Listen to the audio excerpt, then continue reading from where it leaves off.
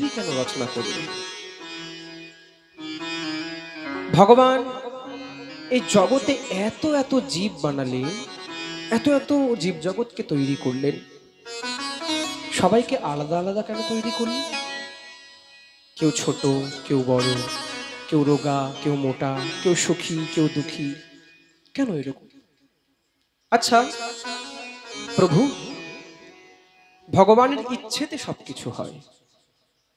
সুখ, দুঃখ, অসুর, দানব, দেবতা সবাই ভগবানের থেকে তৈরি।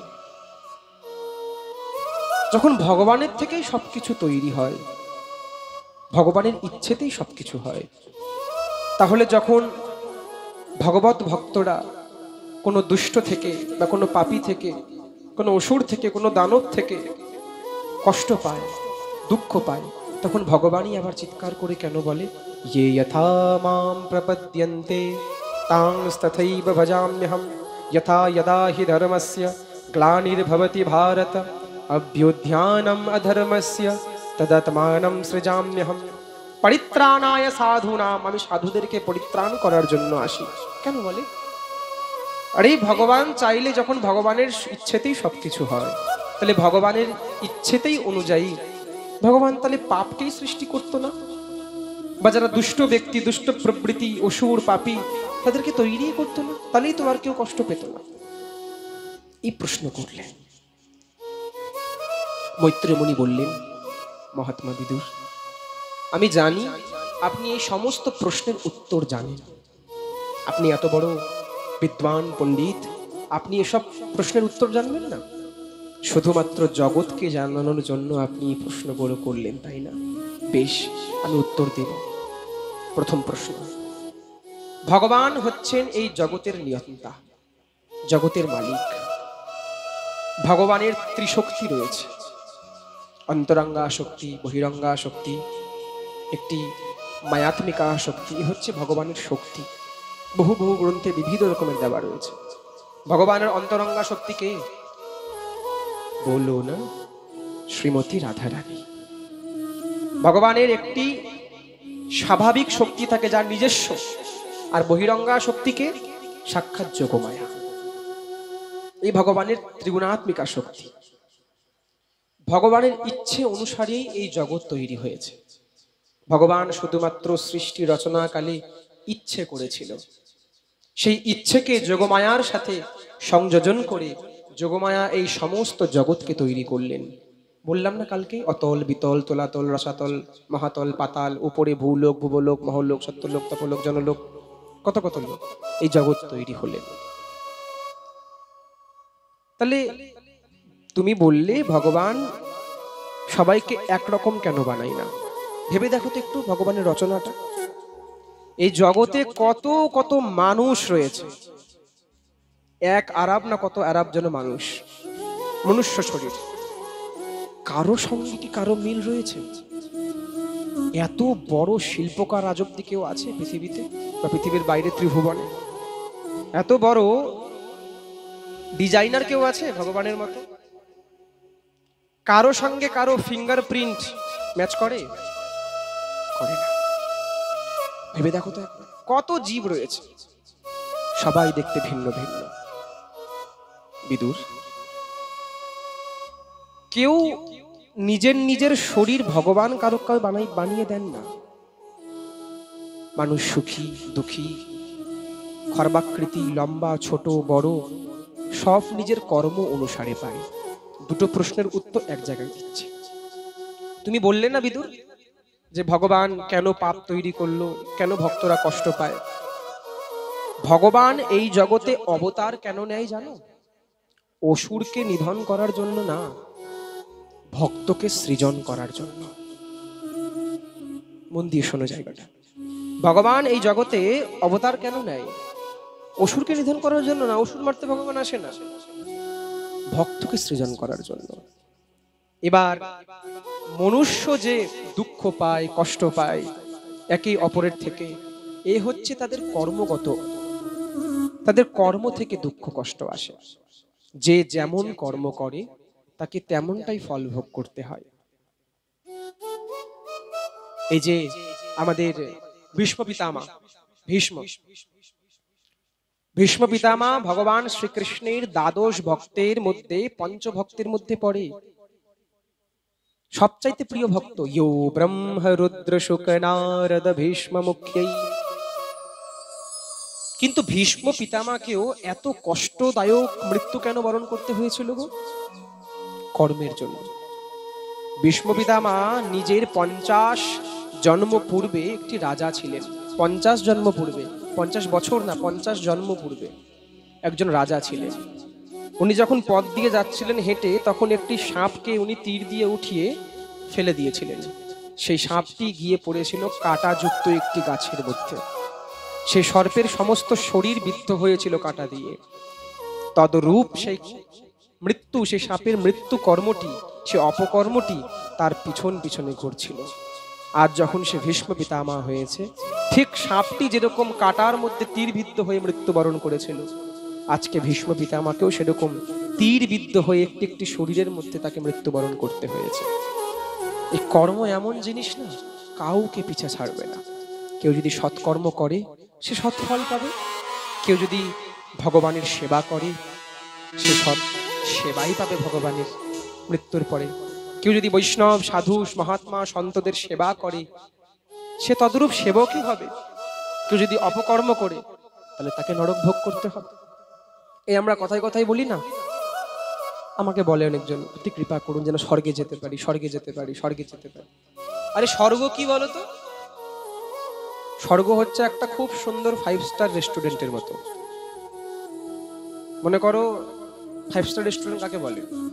24 ঘন্টায় মনে করো দিনে 12,000 টাকা নেবে, একদম সুন্দর A1 ক্লাস দিবে, ঘরের মধ্যে 2টো এসি দেবে, মোলায়েম বিছানা দেবে, একদম ফোন করবে সঙ্গে সঙ্গে ওয়েটার চলে আসবে, খাবার দিয়ে যাবে, যা তোমার সুবিধা তোমার হাতের সামনে এসে দেবে।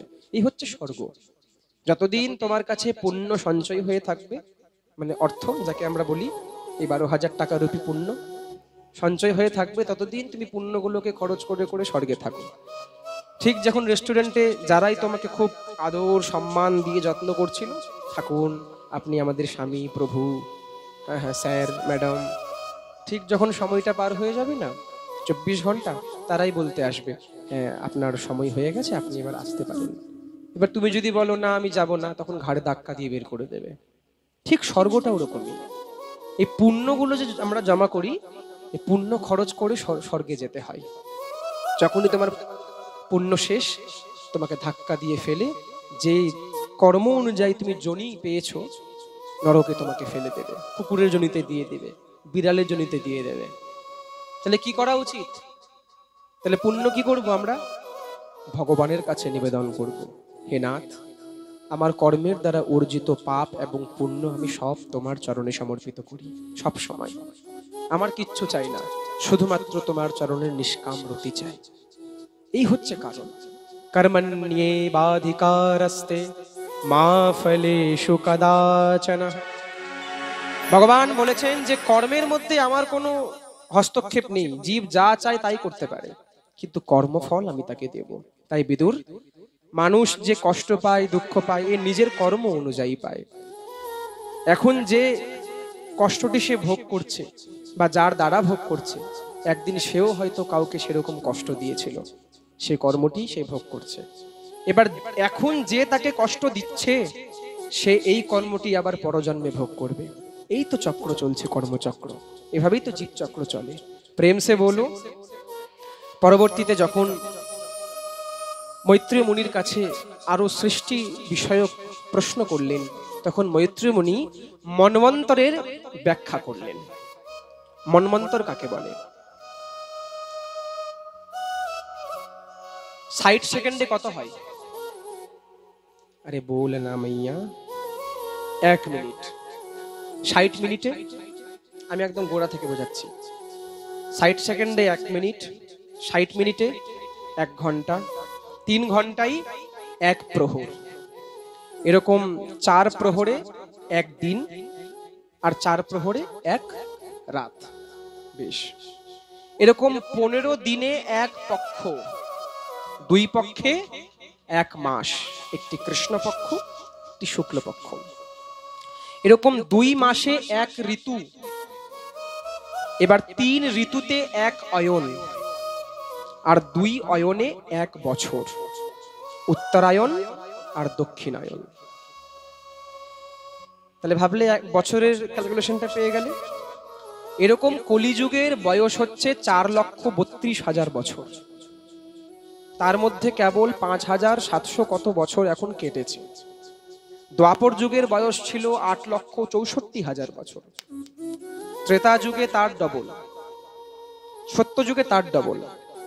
এরকম সত্য, ত্রেতা, দ্বাপর, কলি, এই 4টিকে এক জায়গায় বলা হয় একটি চতুর্যুগ। কি বলা হয়? এক চতুর্যুগ। সত্য, ত্রেতা, দ্বাপর, কলি একসঙ্গে ধরে এক চতুর্যুগ বলা হয়। এরকম 71টি চতুর্যুগ মিলে একটি মন্বন্তর হয়। কি পারবে? এমন কোন ক্যালকুলেটর রয়েছে? এই নাম্বারকে আনতে পারবে? ফেটে যাবে ক্যালকুলেটর, ফোনও ফেটে যাবে, নাম্বারই আটবে না অত। এই 4 যুগ মিলে হয় একটি চতুর্যুগ, এরকম 71টি চতুর্যুগ মিলে একটি মন্বন্তর হয়। এরকম 14টি মন্বন্তর মিলে হয় এক কল্প, মানে ব্রহ্মার এক দিন। এরকম 100টি কল্প মিলে হয়, যখন 100টি কল্প হয় ব্রহ্মার, যখন এরকম দিন হয়, 100 দিন যখন ভগবানের ব্রহ্মার কাটে, তখন ভগবান শ্রীহরি একবার নিজের নয়নের পলক ফেলে। প্রেম সে বলো ভগবান শ্রীহরি। তাহলে ভাবো, একবার যখন নিজের নয়নটা ফেলে, তাহলে আমরা কতবার জন্ম হয়ে, মৃত্যু হয়ে, আমাদের নাতি পোতা যত জন্ম হয়ে শেষ হয়ে যায়, ভগবান একবার শুধু এরকম করে। তাহলে ভাবো তো কিসের এত অহংকার, আমি করি, আমার, এটা আমার, ওটা আমার। সে যদি একবার এরকম করে নিজের ভুরুটাকে এরকম করে দেয় না, সব উছড়ে যাবে এরকম। আবার যদি সে চোখটাকে এরকম করে, আবার পুনরায় পৃথিবী তৈরি হয়ে যাবে। जिनके चरण कमल कमला के हाथों से ना निकलते देखा, जिनके एक इशारे पे इस जगत को पलते देखा, जिनके एक इशारे पे इस जगत को पलते देखा, उसी गोविंद को वृंदावन के गलियन पे छचिया भर छाछ के लिए मचलते देखा। प्रेम से बोलो। এই হচ্ছে মন্বন্তরের হিসাব। পরবর্তীতে যখন মন্বন্তরের হিসাব করার পশ্চাতে আরো কথা যখন অগ্রভাগ হলো, তখন ব্রহ্মার সৃষ্টির বিষয়ে বললেন। ব্রহ্মা নিজের ডান অঙ্গ থেকে একটি পুরুষ আর বাম অঙ্গ থেকে আরেকটি নারীকে প্রকট করলেন। যেহেতু তারা কোনো গর্ভে জন্মাননি, তাই জন্য তারা ভাই বা বোন নয়। ব্রহ্মা এই দুইজনের বিবাহ দিলেন। ডান অঙ্গ থেকে যিনি জন্মগ্রহণ করেছিলেন তার নাম হচ্ছে স্বয়ম্ভুব মনু, আর বাম অঙ্গ থেকে যেই নারী বেরিয়েছিলেন তার নাম হচ্ছে শতরূপা। এই শতরূপা আর স্বয়ম্ভুব মনুর যখন বিবাহ করা হলো, তার 2টি পুত্র এবং 3টি কন্যা হলো। 2টো পুত্রের নাম হচ্ছে কে? প্রিয়ব্রত এবং উত্তানপাদ। আর 3টি কন্যার নাম হচ্ছে আকুতি, দেবহূতি এবং প্রসূতি। এই আকুতির সঙ্গে রুচি নামক যজ্ঞের বিবাহ করানো হলো। একদিন ভগবান শ্রীকৃষ্ণের ইচ্ছাতেই বরাহ ভগবানের কথা যখন প্রারম্ভ করা হলো, পুরাকালে যখন মহামতি কশ্যপ এবং দিতির বিবাহ হয়েছিল, সন্ধ্যাকালে দিতির তার স্বামীর কাছে সংভোগ করার অনেক সে কামাতুর হয়ে স্বামীর কাছে আসতেছিলেন। মন দিয়ে শোনো। দিতি তখন কিছু না বুঝে, কিছু না জেনে তার স্বামীকে এসে বললেন, আমি কামাগ্রস্ত অবস্থায় রয়েছি, হে স্বামী দেবতা, আপনি কৃপা করে আমাকে উদ্ধার করুন। কশ্যপ মুনি বারবার করে দিতিকে বললেন, দিতি এখন সন্ধ্যাকাল, সন্ধ্যাকালে কিছু কিছু কার্য কখনো করতে নাই। কি? পঠন পাঠন মানে অধ্যয়ন, পড়াশোনা কখনো সন্ধ্যাকালে করতে নেই। সন্ধ্যা কি হয়? সন্ধ্যা 3 বার হয়। সন্ধ্যা মানে শুধুমাত্র ওই বিকালের সময়, সেটাই সন্ধ্যা নয়। একটা সন্ধ্যা হয় যখন রাত এবং দিনের শুরু হয়, সন্ধিক্ষণ, রাতের শেষ এবং দিনের শুরু। আরেকটি হয় দিনের অগ্রভাগ শেষ আর অপরাহ্ন শুরু যখন হয়, তখন একটা সন্ধ্যা হয়। আর একটা যখন পুরো দিন অপরাহ্ন শেষ হয় আর রাতের শুরু হয়, এটা হয় একটি সন্ধ্যা। এই ত্রিসন্ধ্যায় যারা জপ করে তাদের জপের সিদ্ধি লাভ হয়, যাকে বলা হয় ত্রিসন্ধ্যা জপ, ত্রিসন্ধ্যা। এই সন্ধ্যাকালে কখনো পঠন পাঠন, স্ত্রী সঙ্গ, ভোজন, নিদ্রা, এই কটা জিনিস করতে নাই কখনো। সন্ধ্যাকাল যখনই থাকবে, খুব খুব এটা খুব গুরুত্বপূর্ণ জিনিস। কখনো ছাত্রছাত্রীকে সন্ধ্যাকালে পড়াশোনা করতে নাই। কেন? সন্ধ্যাকাল হচ্ছে একটি আসুরি কাল। কখনো সন্ধ্যাকালে ভোজন করতে নেই, তাহলে সেই ভোজনে রোগাগ্রস্ত হয়।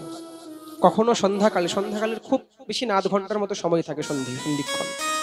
কখনো নিজের স্ত্রীর কাছে থাকতে নেই সন্ধিক্ষণে। কখনো সন্ধিক্ষণে পুত্র উৎপাদন করতে নাই। কখনো সন্ধ্যাকালে নিদ্রায় যেতে নাই, সেই নিদ্রাকে মৃত্যু নিদ্রা বলা হয়েছে। এই কটা জিনিস বারবার বোঝানোর পরও যখন দিতি বুঝলেন না, দিতি তখন নিজের স্ত্রীকে পীড়ন থেকে বাঁচানোর জন্য সেই দিন মহারাজ কশ্যপ দিতির গর্ভের মধ্যে সন্তান দিলেন। যেহেতু সন্ধিক্ষণে তার গর্ভে সন্তান এসেছিল, তাই সেই সন্তানগুলো কারা হয়েছিল? হিরণ্যকশিপু আর হিরণ্যাক্ষ। এই হিরণ্যকশিপু আর হিরণ্যাক্ষ বিরাট বড় দৈত্য হলেন, অসুর হলেন, দুষ্ট হলেন, রাক্ষস হলেন। বলে কেন?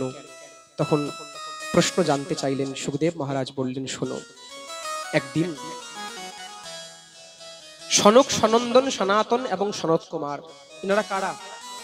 ব্রহ্মার 4 মানস পুত্র। এই সনক, সনন্দন, সনাতন, সনত কুমার যখন ব্রহ্মলোকে ছিলেন, তখন ভগবান শ্রীহরি নিজের বৈকুণ্ঠে শয়ন সজ্জায় ঘুমিয়েছিলেন। মন দিয়ে দাও। সবসময় ভগবান শ্রীহরির চরণ তার পীতাম্বর ধুতি দিয়ে ঢাকা থাকে। মাঝে মধ্যে সেটা খোলে, হয়তো কোনো সময় ভগবান এই আয়ন থেকে এই আয়নে যায়, যাকে পার্শ্বত্ব একাদশী বলে। ভগবান এই পাশ থেকে এই পাশ ফেরে, তো মাঝে মধ্যে ভগবানের চরণ ধুতি থেকে বেরিয়ে যায়। আর ঠিক যখন ভগবানের শ্রীচরণ যখন তার বস্ত্র থেকে বেরোয় না, সেই চরণের মধ্যে এত সুগন্ধি থাকে, সেই চরণ থেকে এত নির্ঝরে সুগন্ধি বেরোতে থাকে ভগবানের চরণ থেকে, চারিদিকে যেন সেই সুগন্ধি ছড়িয়ে গিয়ে বিকাশ করে দেয়। ভগবান শ্রী হরি চরণগন্ধ কিরকম বলা রয়েছে? মৃগ কস্তুরী আর নীল পদ্মকে যদি এক জায়গায় একত্রিত করে যে ঘ্রাণটা তৈরি হয়, তা কিঞ্চিত ভগবান শ্রীহরির চরণ গন্ধের মতো, একদম হুবহু নয়, এত সুন্দর। চারিদিকে শিবলোক, ব্রহ্মালোক, যত যত লোক ছিল ত্রিভুবনের মধ্যে সেই গন্ধ চারিদিকে ছড়িয়ে গেল। তখন ব্রহ্মলোকের মধ্যে সনক, সনাতন, সনাতন, সনত কুমার এই গন্ধটি শুনতে পেলেন, ঘ্রাণ নিলেন। ব্রহ্মাকে বললেন, বাবা, এই মন মোহিত গন্ধ কার? যে গন্ধের মধ্যে যেন আমরাও যে ব্রহ্মচারী হয়ে রয়েছি, এই গন্ধ শুনে মনে হচ্ছে আমরাও মোহিত হয়ে যাচ্ছি। হে পিতা, এই দিব্য সুগন্ধি কার? শিবলোকে কৈলাসে যখন ভোলেনাথ এই গন্ধ শুনেছিলেন, ঘ্রাণ নিয়েছিলেন, ভোলেনাথও যেন নিজের সমাধি থেকে ভঙ্গ হয়ে ভগবানের দিকে দর্শন করতে চলে গিয়েছেন। ব্রহ্মা যখন বললেন, পুত্রগণ, এই গন্ধ হচ্ছে ভগবান শ্রীহরির চরণ গন্ধ। ভগবানের নিশ্চয়ই চরণটি ঠিক বাইরে প্রকাশ পেয়েছে। আচ্ছা পিতা, ভগবানের চরণ গন্ধ এত সুন্দর, না জানি ভগবান কত সুন্দর হবে, কিরকম দেখতে আমার ভগবান। পিতা, এই ভগবানকে প্রাপ্ত করতে গেলে কি করতে হবে? শোনো, তোমরা তো এখন শিশু অবস্থায় রয়েছ, তোমাদের যৌবনকাল আসবে, তোমাদের তার কৈশোরকাল আসবে, যৌবনকাল আসবে, তারপরে বার্ধক্য হবে, ধীরে ধীরে তোমরা ভগবানকে পাবে পিতা। তারপরে বৃদ্ধকালে যদি আমরা বেশি জরাগ্রস্ত হয়ে যাই, ভগবানের ভজন কি করে করব পিতা? আরে জরাগ্রস্ত হবে না, তোমার সঙ্গে সহায়তা করার জন্য একজন ধর্মপত্নী থাকবে পিতা। ধর্মপত্নী মানে কি? তোমাদের বিবাহ হবে, তোমাকে তার ভার গ্রহণ করতে হবে। চতুষ্ষণকে বলছেন, চতুষ্ষণ বলছেন, পিতা, যদি আমি অন্য কোনো কারো ভার গ্রহণ করি, তাহলে ভগবানের ভজন কি করে করব?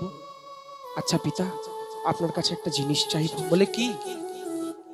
আমি যা চাইবো আপনি তা দেবেন তো পিতা? বলে হ্যাঁ। তাহলে পিতা, আপনি আমরা 4 ভাইকে এই আশীর্বাদ দেন, এই কৃপা করুন, এই বরদান দেন, যদি যৌবন কালে আমাদেরকে বিবাহ করতে হয় তাহলে এমন কৃপা করুন যেন আমাদের শরীরে কোনোদিনও কৈশোর যৌবন বার্ধক্যই না আসে। ব্যাস, আর কিচ্ছু চাই না। হ্যাঁ পিতা। ব্রহ্মা তখন অতি প্রসন্ন হয়ে মাথার মধ্যে বললেন তথাস্তু। এই সনক সনন্দন সনাতন সনত কুমার দেবর্ষি নারদ থেকেও কিন্তু বয়সে বড়, কিন্তু দেখতে একদম 6 বছরের বালকের মতো ছোট্ট ছোট্ট। ব্রহ্মার আশীর্বাদেই তাদের জীবনে কোনোদিনও বার্ধক্য আসেন নাই। তারা মনের মধ্যে সবসময় একটি কথা নিয়ে ভগবত দর্শন করতে ছুটেছে, ইস, যে ভগবানের চরণ গন্ধ এরকম, সে ভগবানের রূপ না জানি কিরকম হবে।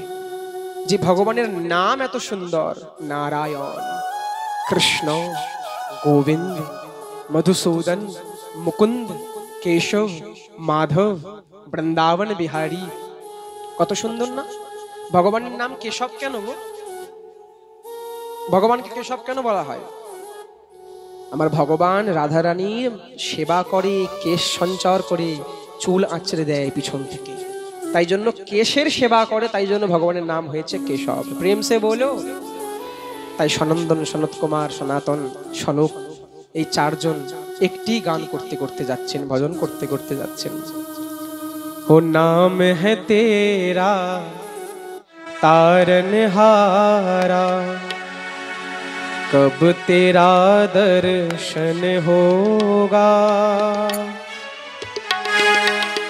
जिनकी प्रतिमा इतनी सुंदर, वो कितना सुंदर होगा, वो कितना सुंदर होगा। नाम तुम्हारा तारनहारा, कब तेरा दर्शन होगा, जिनकी प्रतिमा इतनी सुंदर, वो कितना सुंदर होगा, वो कितना सुंदर होगा। नाम है तेरा तारनहारा, अब तेरा दर्शन होगा, जिनकी प्रतिमा इतनी सुंदर, वो कितना सुंदर होगा, वो कितना सुंदर होगा। नाम तुम्हारा সবাই মিলে কি গো করতালি সেবা দাও। कब तेरा दर्शन होगा, हे हरि, जिनकी रचना इतनी सुंदर, वो कितना सुंदर होगा। আচ্ছা, তোমাদের হাতে ব্যথা না মনে ব্যথা, কোথায় ব্যথা? নাকি হাতগুলো মায়ার বন্ধনে বেঁধে রেখেছো ভগবানের ভজনে? করতালি দাও না উচ্চস্বরে, হরি বল।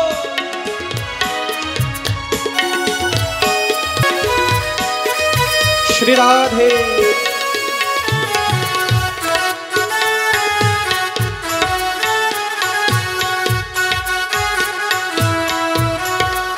राधे।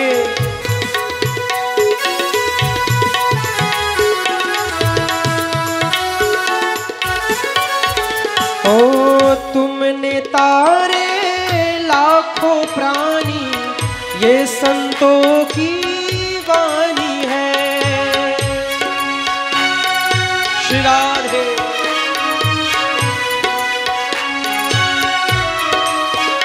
हाँ, तुमने तारे लाखों प्राणी, ये संतों की वाणी है। तेरी छवि पर मेरे भगवन, ये दुनिया दीवानी है, ये दुनिया दीवानी है, ये दुनिया दीवानी है। भाव से तेरी पूजा करूं मैं, जीवन में मंगल होगा। भाव से तेरी पूजा रचाऊं, जीवन में मंगल मंगल होगा। जिनकी रचना इतनी सुंदर वो कितना सुंदर होगा, वो कितना सुंदर होगा। नाम है तेरा तारनहारा, तब तेरा दर्शन होगा। जिनकी प्रतिमा इतनी सुंदर वो कितना सुंदर होगा। नाम तुम्हारा तारनहारा, कब तेरा दर्शन होगा। जिनकी प्रतिमा इतनी सुंदर वो कितना सुंदर होगा, वो कितना सुंदर होगा। बोलो श्री राधा वल्लभ लाल की। কি সুন্দর দেখতে ভগবান। হরি বল।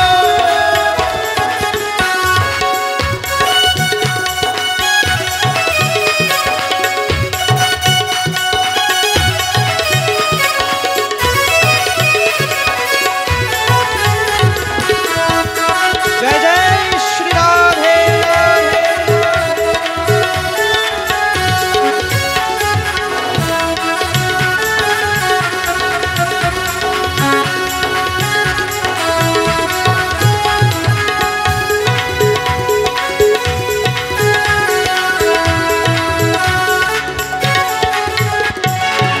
सुरवर मुनिवर जिनके चरण में निषिदिन शीश झुकाते हैं।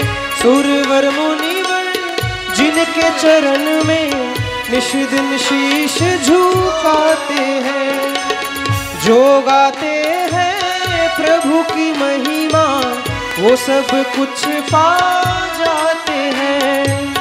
जो गाते हैं प्रभु की महिमा वो सब कुछ पा जाते हैं, वो सब कुछ पा जाते हैं, वो सब कुछ पा जाते हैं।